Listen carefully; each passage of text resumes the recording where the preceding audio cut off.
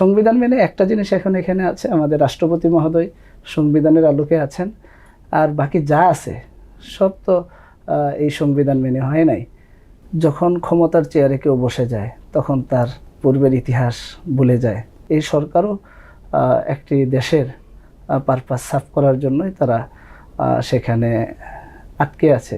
সংবিধান যদি হয় তাহলে তো এই এখন পর্যন্ত 28 সাল পর্যন্ত আপনার সংবিধান মেনে শেখ হাসিনাই তো সরকারে থাকার কথা ছিল।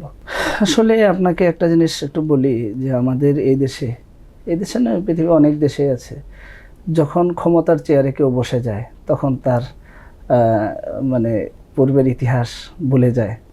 এই সংখ্যাটাই বেশি। আজকে যেই চেয়ারে বিএনপি বসে আছে সরকার গঠন করে, তারা কিন্তু এই কয়েকদিন আগেও কিন্তু তারা মজলুমের শিকার হয়েছেন, তারা জালিম দ্বারা আক্রান্ত হয়েছিলেন।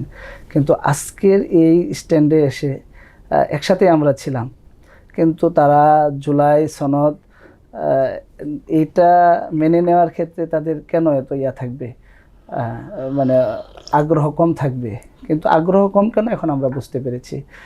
এটা তারা জাতির সামনে একটা স্পষ্ট প্রতারণা করেছে, এবং তারা আমার যতদূর অভিজ্ঞতা এবং যতদূর আমি জেনেছি এবং যতদূর আমরা বিভিন্ন মাধ্যমে শুনতে পেরেছি, আসলে এই সরকারও একটি দেশের পারপাস সাফ করার জন্যই তারা সেখানে আটকে আছে।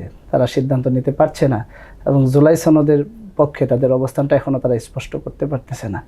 এখানে তাদের মূল কারণ হচ্ছে, আপনি দেখবেন গণভোট যখন আহ্বান করা হয়েছে, তারা কিন্তু প্রথমে না অবস্থানে ছিল।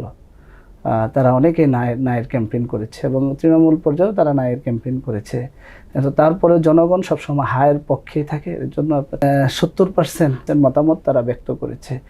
কিন্তু 70% মতামতের এই গণভোট তারা কিন্তু কি করে নাই, সম্মান এখনও দিতে পারে নাই।